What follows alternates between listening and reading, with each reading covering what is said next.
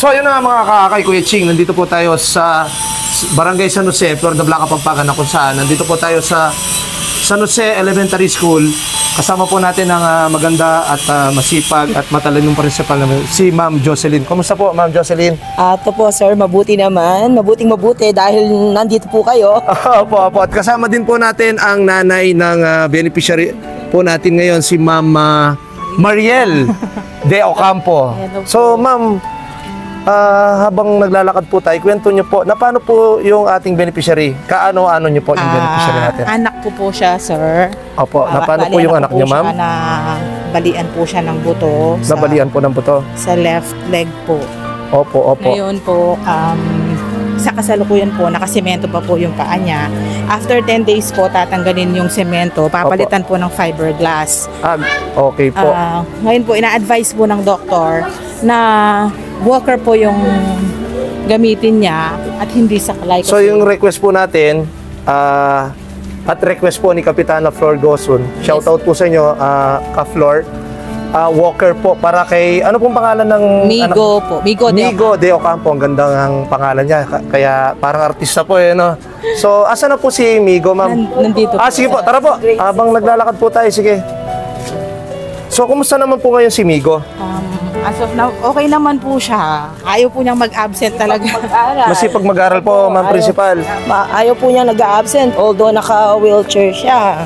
Opo. So, nandito po kami, ma'am, ng Akay ni Sol.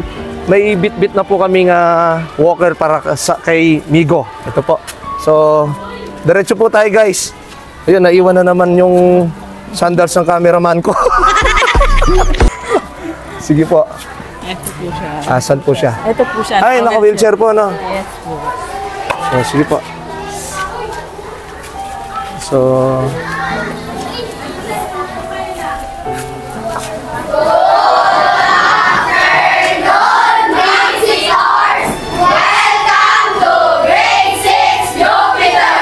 good afternoon po.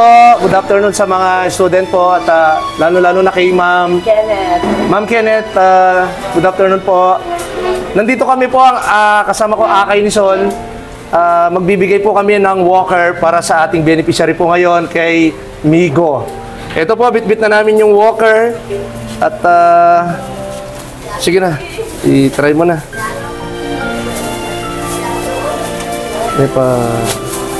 Yan.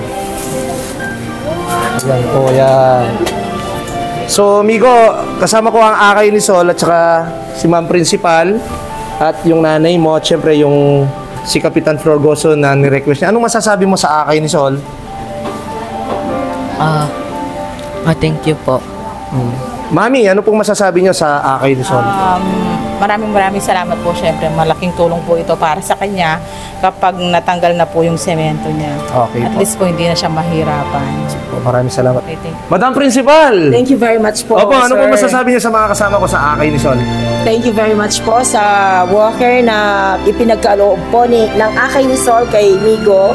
Malaking tulong po ito sa kanya kasi pagkatapos pong alisin yung kanyang benda o Opo. semento, at least hindi po siya mahihirapan na maglakad.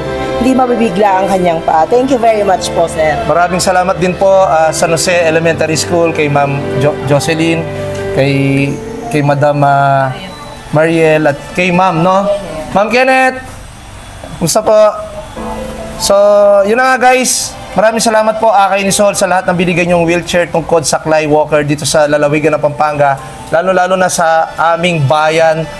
Kaya ka na akong kaluguran na balen, Florida Blanca. Kaya katamo pong kaluguran na balen, King Florida Blanca.